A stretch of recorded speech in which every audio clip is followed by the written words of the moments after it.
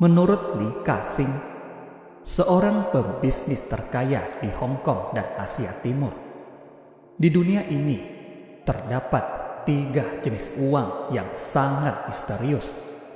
Semakin banyak kamu habiskan, maka akan semakin banyak yang akan kamu dapat. Apa sajakah itu? Jenis uang pertama, uang untuk investasi diri. Uang untuk belajar dan mengembangkan diri harus dikeluarkan. Kalau hari ini kamu membuang Bill Gates ke pedalaman Afrika dan ditinggalin tanpa uang sepersen pun, percayalah, dengan cepat Bill Gates akan tetap kaya lagi. Ini karena semua modal dia sudah ditaruh di otaknya. Jika otak miskin, hidup pun akan miskin.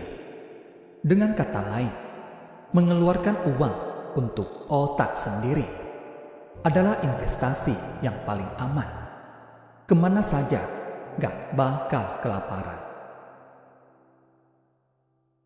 Meskipun kamu akan bilang, buat makan sehari-hari saja gak cukup, banyak utang, mana ada uang untuk belajar lagi. Lagian, sudah belajar pun gak langsung kelihatan hasilnya.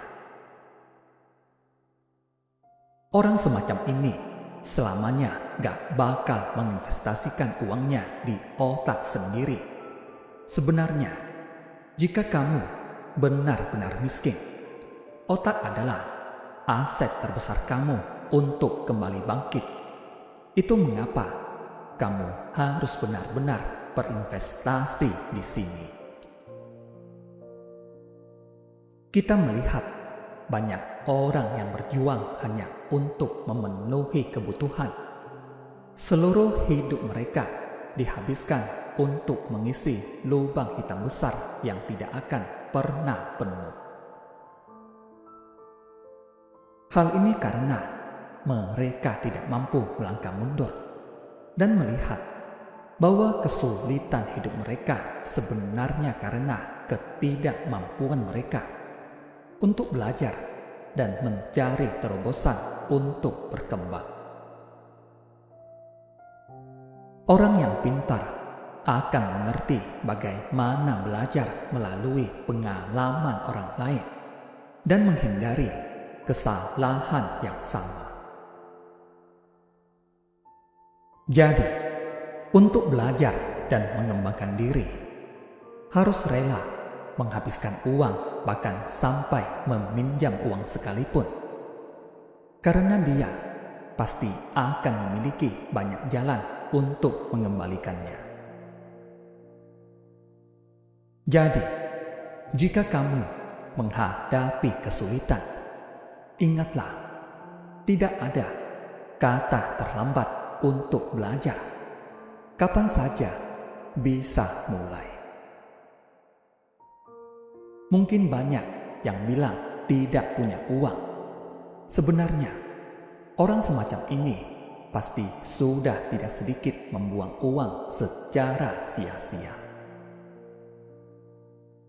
Kalau memang ingin berubah, tetapi untuk biaya pendidikan saja pelit, bagaimana ada kemampuan yang cukup untuk menghadapi kesulitan?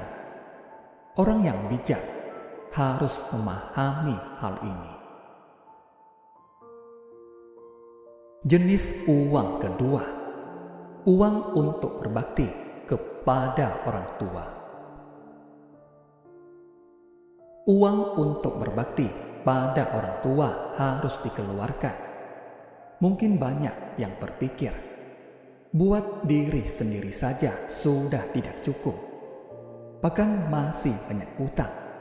Bagaimana bisa secara rutin memberi uang pada orang tua? Ada juga yang bilang, di rumah tidak kekurangan uang. Papa dan mama punya cukup uang.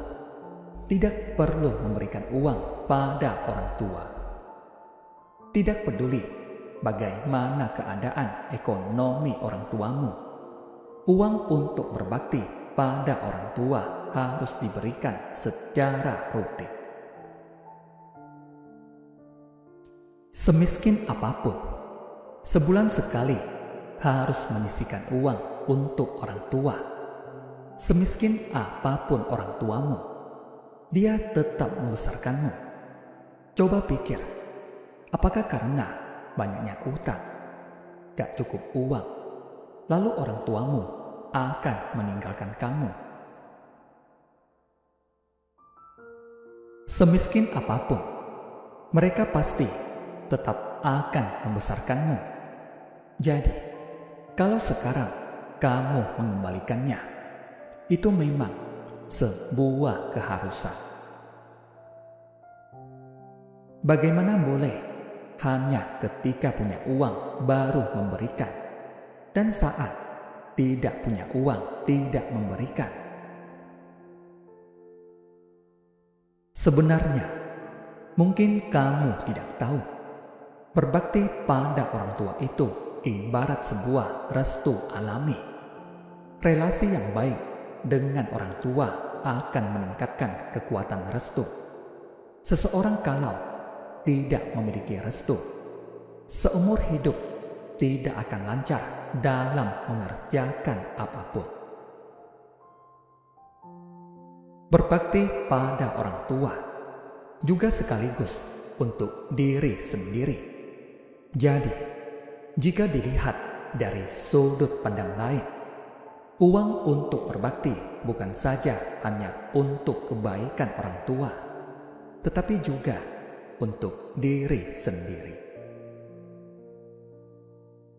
Kalau tidak percaya, coba lihat orang sekitar kamu.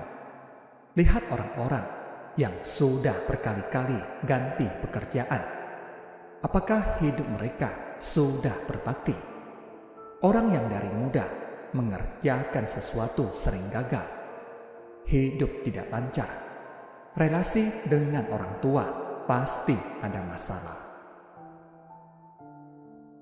Menurut data yang ada, 500 pengusaha tersukses di dunia adalah orang-orang yang berbakti pada orang tua.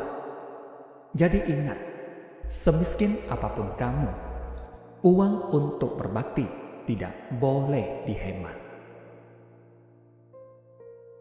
Jenis uang ketiga, uang untuk kungte atau amal.